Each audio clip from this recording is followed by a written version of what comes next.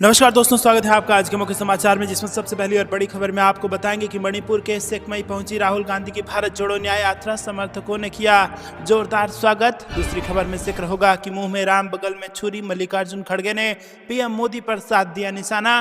तीसरी खबर में जिक्र होगा कि सभी पार्टी को बीजेपी के खिलाफ एक साथ आना चाहिए लोकसभा चुनाव में। बीएसपी के अकेले लड़ने पर कांग्रेस नेता प्रमोद तिवारी का बयान। खबर में आगे जिक्र होगा कि उद्धव ठाकरे गुट पहुंचा सुप्रीम कोर्ट, शिंदे गुट के विधायकों की अयोग्यता पर स्पीकर के फैसले को दे दी चुनौती। और इसी के साथ खबर में आगे आपको बताएंगे कि स्वामी निश्चलानंद का बड़ा खुलासा, राम मंदिर की प्राण प्रतिष्ठा में कई वजह से शामिल नहीं हो रहे हैं शंकराचार्य। दोस्तों, हर एक खबर की गहराई में आपको ले जाएंगे, लेकिन उससे पहले अगर आपको भी ऐसा लगता है कि शंकराचार्य भी राम मंदिर प्राण प्रतिष्ठा से नाराज हैं और ऐसे में जो भी शंकराचार्यों की नाराजगी है उसको दूर करना चाहिए भाजपा को और तभी प्राण प्रतिष्ठा करना चाहिए, कमेंट में जरूर बताइए। वीडियो को लाइक करके समर्थन दर्ज कराइए। रुक करते हैं सबसे पहली और बड़ी खबर की तरफ। मणिपुर के सेकमई पहुंची राहुल गांधी की भारत जोड़ो न्याय यात्रा, समर्थकों ने किया जोरदार स्वागत। जी हां दोस्तों, राहुल गांधी की भारत जोड़ो न्याय यात्रा का दूसरा दिन पूरा हो चुका है। राहुल गांधी के इम्फाल वेस्ट से यात्रा शुरू हो चुकी है और इस वक्त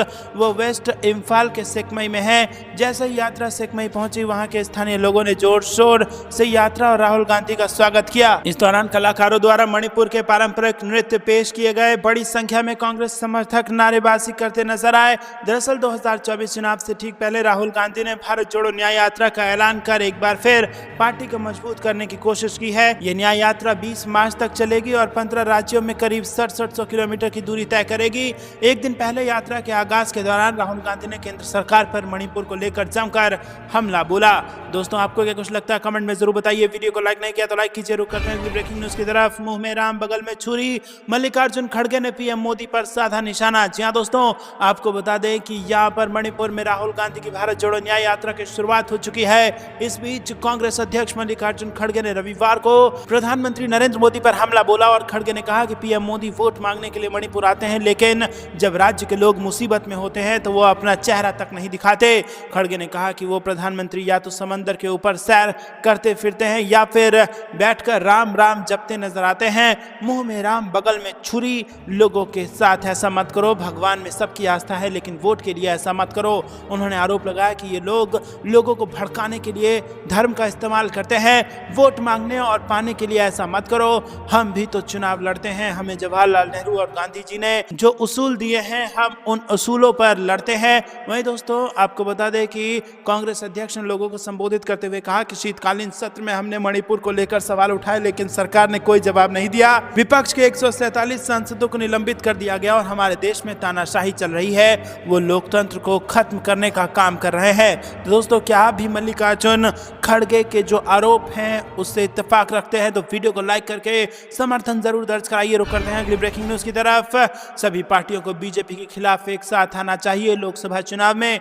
बीएसपी के अकेले लड़ने पर कांग्रेस नेता प्रमोद तिवारी का बड़ा बयान। जी हां दोस्तों, बसपा अध्यक्ष मायावती के 2024 का लोकसभा चुनाव अकेले लड़ने की घोषणा के बाद कांग्रेस नेता प्रमोद तिवारी ने सोमवार को कहा कि भाजपा को हराने के लिए बसपा प्रमुख को वर्तमान राजनीतिक परिदृश्य को ध्यान में रखना चाहिए था।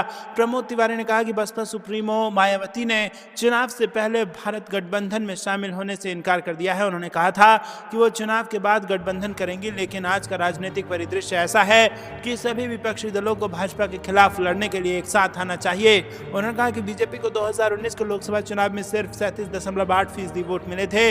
अगर बाकी 62.2% वोट एकजुट हो जाते हैं तो हम बीजेपी को 100 सीटों पर सीमित कर सकते हैं। जरूरत इस बात की थी कि हम सब मिलकर चुनाव लड़ते। हालांकि चुनाव के बाद जब हम सरकार बनाएंगे तो उस समय की परिस्थितियों के आधार पर उनका गठबंधन में स्वागत किया जाएगा। दोस्तों, आपको क्या कुछ लगता है, क्या चुनाव से पहले ही गठबंधन में मायावती को शामिल होने का विचार करना चाहिए? कमेंट में अपनी राय जरूर बताइए। वीडियो को अभी तक लाइक नहीं किया तो लाइक जरूर कीजिएगा। रुक करते हैं ब्रेकिंग न्यूज की तरफ। उद्धव ठाकरे गुट पहुंचा सुप्रीम कोर्ट, शिंदे गुट के विधायकों की अयोग्यता पर स्पीकर के फैसले को दी चुनौती। जहां दोस्तों, विधायकों को अयोग्य ठहराने की याचिका को खारिज करने के महाराष्ट्र विधानसभा के स्पीकर डॉक्टर राहुल नार्वेकर के फैसले पर उद्धव ठाकरे गुट ने सुप्रीम कोर्ट का दरवाजा खटखटाया है। मुख्यमंत्री एकनाथ शिंदे के नेतृत्व वाली शिवसेना और पूर्व सीएम उद्धव ठाकरे की शिवसेना का एक दूसरे के विधायकों के खिलाफ दायर अयोग्यता याचिकाओं को स्पीकर राहुल नार्वेकर ने बुधवार को खारिज कर दिया था। नार्वेकर ने इस दौरान कहा था कि शिंदे की शिवसेना ही असली शिवसेना है। ऐसा इसीलिए क्योंकि चुनाव आयोग ने भी ये बात मानी है। ऐसे में विधायकों की सदस्यता बरकरार रहेगी। ये फैसला शिवसेना के चीफ उद्धव ठाकरे के लिए बड़ा झटका था। एकनाथ शिंदे ने स्पीकर राहुल नार्वेकर के फैसले पर खुशी जताते हुए कहा था कि हमारे पास बहुमत है, ये बात पहले से ही हम कह रहे हैं। वहीं उद्धव ठाकरे और शिवसेना के नेता संजय राउत ने निशाना साधते हुए बताया था कि हम सुप्रीम कोर्ट जाएंगे। दोस्तों, शिंदे गुट के विधायकों की अयोग्यता को लेकर फैसला आने वालों के नाम सीएम एकनाथ शिंदे, स्वास्थ्य मंत्री डॉक्टर तानाजी सावंत समेत कई सारे हैं। रुक करते हैं अगली ब्रेकिंग न्यूज की तरफ। स्वामी निश्चलानंद का बड़ा खुलासा, राम मंदिर की प्राण प्रतिष्ठा में नहीं शामिल होने की बताई वजह। जी हाँ दोस्तों, बेहद बड़ी खबर आ रही है जिसमें आपको बता दें कि अयोध्या में 22 जनवरी को राम मंदिर का उद्घाटन होगा। 16 जनवरी यानी कि मंगलवार को धार्मिक अनुष्ठान शुरू हो जाएगा। इस बीच विपक्षी दलों ने दावा किया है कि चारों शंकराचार्यों ने राम मंदिर प्राण प्रतिष्ठा समारोह में शामिल न होने का फैसला किया है। इस बीच पुरी के शंकराचार्य स्वामी निश्चलानंद सरस्वती महाराज ने खुलासा किया है कि शंकराचार्य निमंत्रण के बावजूद अयोध्या क्यों नहीं जाएंगे। उन्होंने प्राण प्रतिष्ठा में परंपराओं का पालन नहीं किया जा रहा है, इसीलिए शंकराचार्य वहां नहीं जा रहे हैं। ये बड़ा बयान दे दिया है। दोस्तों, आपको बता दें कि बातचीत में स्वामी निश्चलानंद ने कहा कि शंकराचार्यों की अपनी गरिमा होती है, जिसे बनाए रखना उनका दायित्व होता है। ये शंकराचार्यों का अहंकार नहीं है। क्या हमसे ये उम्मीद की जाती है कि जब प्रधानमंत्री रामलला की मूर्ति मंदिर के गर्भगृह में स्थापित करेंगे तो हम बाहर बैठेंगे और तालियां बजाएंगे। उन्होंने कहा कि एक धर्मनिरपेक्ष सरकार की मौजूदगी का मतलब परंपरा का विनाश नहीं है। स्वामी निश्चलानंद इस समय गंगा सागर में है। दोस्तों, आपको बता दें कि ये पहली बार नहीं है जब स्वामी निश्चलानंद ने राम मंदिर के उद्घाटन पर सवाल उठाए हैं। इससे पहले उन्होंने शनिवार को कहा था कि रामलला शास्त्रीय विधा से प्रतिष्ठित नहीं हो रहे हैं, इसीलिए राम मंदिर के उद्घाटन में मेरा जाना उचित नहीं है। आमंत्रण आया है कि एक व्यक्ति के साथ उद्घाटन में आ सकते हैं। हम आमंत्रण से नहीं, कार्यक्रम से सहमत नहीं हैं और प्राण प्रतिष्ठा के लिए मुहूर्त का ध्यान रखा जाना चाहिए था। स्कंद पुराण में नियम लिखे हैं। वहीं शंकराचार्य स्वामी अविमुक्तेश्वरानंद सरस्वती ने भी निर्माणाधीन मंदिर के उद्घाटन पर सवाल उठाए हैं। जी हाँ दोस्तों, आपको बता दें कि जब निर्माणाधीन मंदिर है तो प्राण प्रतिष्ठा की इतनी जल्दबाजी आखिरकार क्यों है? क्योंकि यहाँ पर आपको बता दें कि जो असुरी ताकतें होती हैं वो प्रबल हो सकती हैं, ऐसा बयान शंकराचार्यों ने दिया है। और उसके बावजूद भी सब कुछ जानते हुए ये फैसला लिया गया है। और आपको बता दें कि 22 तारीख को प्राण प्रतिष्ठा हो ही जाएगा, ऐसा लग भी रहा है। निमंत्रण भेजे जा चुके हैं। तमाम नेता कह चुके हैं कि राम मंदिर में भगवान राम से मिलने के लिए किसी निमंत्रण की आवश्यकता नहीं है। जब भगवान राम हमें बुलाएंगे हम चले जाएंगे। लेकिन जिस प्रकार से यहाँ पर प्राण प्रतिष्ठा को लेकर जिस प्रकार की जल्दबाजी दिखाई जा रही है, उस पर अब शंकराचार्यों ने सवाल उठा दिए हैं। आपको एक लगता है कमेंट में जरूर बताइए। वीडियो को लाइक करना बिल्कुल मत भूलिएगा। रुक करते हैं ब्रेकिंग न्यूज की तरफ। इंडिया गठबंधन की जीत के लिए पूरी ताकत लगाएंगे, अखिलेश यादव ने दिया बयान। जी हां दोस्तों, वर्चुअल बैठक में शामिल न हो पाने के सवाल पर सपा प्रमुख अखिलेश यादव ने कहा कि पूरा इंडिया गठबंधन एकजुट है और वो अपने प्रत्याशी को लोकसभा चुनाव में जीत के लिए पूरी ताकत लगा देंगे। बता दें कि अखिलेश यादव शनिवार को इंडिया गठबंधन की वर्चुअल मीटिंग में शामिल नहीं हुए थे। उनके साथ ममता बनर्जी भी शामिल नहीं हुई थी। इसके बाद इंडिया गठबंधन में मनमुटाव की बातें मीडिया में चलनी शुरू हो गई थी। अखिलेश यादव ने इसे साफ किया है। उन्होंने कहा कि प्रत्याशी चाहे जिस दल का हो, इंडिया गठबंधन का हिस्सा बन जाने के बाद उसे पूरी एकजुटता के साथ जिताएंगे। सपा अध्यक्ष अखिलेश यादव ने कहा है कि वर्ष 2024 में होने वाले लोकसभा चुनाव चुनौतीपूर्ण साबित होने वाले हैं। इन चुनावों के साथ ऐसे मुद्दे जुड़े हैं जिनका लंबे समय तक असर होना है। समाजवादी पार्टी उत्तर प्रदेश की सभी 80 सीटों पर भाजपा एनडीए को शिकस्त देने के लिए पीडीए व इंडिया गठबंधन को मजबूती देने के लिए संकल्पित है। पीडीए इंडिया गठबंधन का जो भी प्रत्याशित घोषित होगा उसे पूरी एकजुटता से जिताएंगे। अखिलेश यादव ने जारी बयान में कहा है कि लोकतंत्र और संविधान पर खतरा मंडरा रहा है। महंगाई, भ्रष्टाचार और बेरोजगारी चरम पर है। महिलाओं और बच्चों की जिंदगी रोज बरोज असुरक्षित होती जा रही है। भाजपा इन गंभीर सवालों से किनारा कर जनता को भटकाना चाहती है।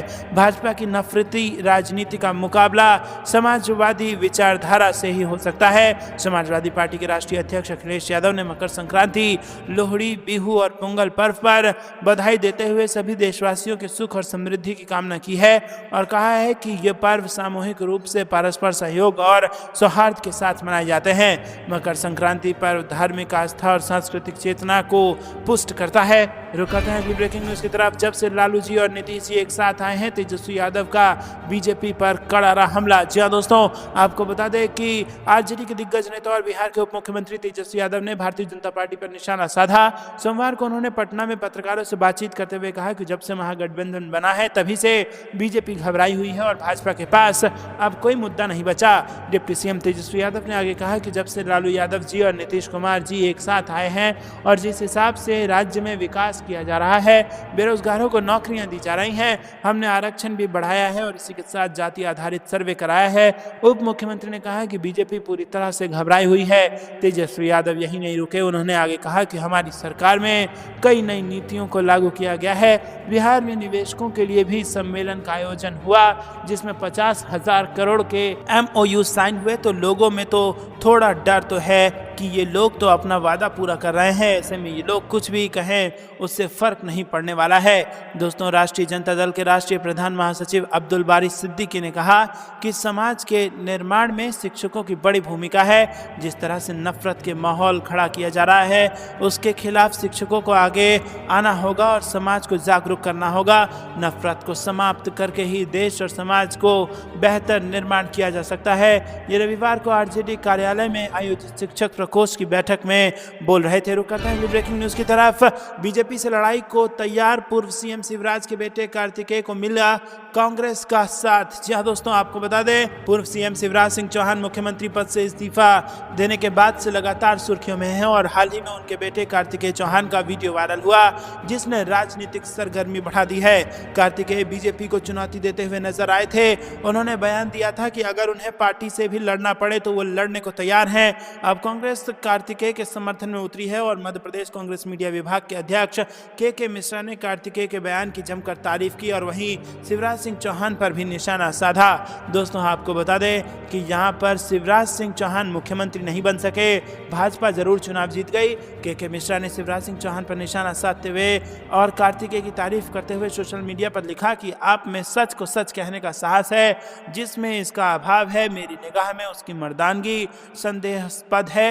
और के मिश्रा के इस बयान के कई सियासी मायने निकाले जा रहे हैं। आपको क्या कुछ लगता है दोस्तों, कमेंट में जरूर बताइएगा और वीडियो को लाइक करना बिल्कुल मत भूलिएगा। रुक करते हैं अगली ब्रेकिंग न्यूज की तरफ। युवाओं को नौकरी चाहिए, अक्षत नहीं। राम मंदिर उद्घाटन को लेकर बिहार के मंत्री का बीजेपी पर हमला। जी हाँ दोस्तों, आपको बता दें कि अयोध्या में राम मंदिर प्राण प्रतिष्ठा समारोह को लेकर बिहार में राजनीतिक घमासान जारी है। नीतीश कुमार के मंत्रिमंडल के 2 मौजूदा मंत्रियों ने आयोजन के समय को लेकर सत्तारूढ़ भाजपा पर कटाक्ष किया है। बिहार के मंत्री सुरेंद्र राम ने बीजेपी पर राजनीतिक लाभ के लिए राम मंदिर मुद्दे का फायदा उठाने का आरोप लगाया और कहा कि देश के युवाओं को नौकरियों की जरूरत है, ना कि अक्षत की, जो कि इन दिनों बांटे जा रहे हैं। वहीं आरजेडी संरक्षक लालू प्रसाद यादव के बेटे और पर्यावरण, वन और जलवायु परिवर्तन राज्य मंत्री तेज प्रताप यादव ने समारोह के लिए निर्धारित डेट यानी 22 जनवरी को लेकर सवाल उठाए। पटना में एक कार्यक्रम को संबोधित करते हुए तेज प्रताप यादव ने राम मंदिर प्राण प्रतिष्ठा समारोह को लेकर हो रही फिजूल खर्ची पर संदेह जताया। इतना ही नहीं, तेज प्रताप यादव ने तो यहाँ तक कह दिया कि भगवान राम ने उन्हें सपने में बताया था कि 22 जनवरी को राम अयोध्या नहीं आएंगे। राम जी मेरे सपने में आए थे, वो बोले कि ये सब ढोंग कर रहा है, हम उस दिन अइबे नहीं करेंगे। तेज प्रताप ने आरएसएस पर भी निशाना साधते हुए कहा कि ये संगठन अपने लाभ के लिए देश को तोड़ना चाहता है। तो दोस्तों, यहाँ पर कड़े शब्दों का इस्तेमाल करते हुए गंभीर आरोप लगाए गए हैं विपक्षियों द्वारा। आपको क्या कुछ लगता है कमेंट में जरूर बताइए। वीडियो को लाइक नहीं किया तो लाइक जरूर कीजिएगा। रुक करते हैं ब्रेकिंग न्यूज की तरफ। आरजेडी का फार्मूला सेट और इस खास रणनीति से बीजेपी को सभी 40 सीटों पर मात देने की तैयारी। और दोस्तों, आपको बता दें कि यहाँ पर लोकसभा चुनाव को लेकर आरोप प्रत्यारोप, दावे प्रतिदावे की राजनीति बिहार में जोर पकड़ रही है।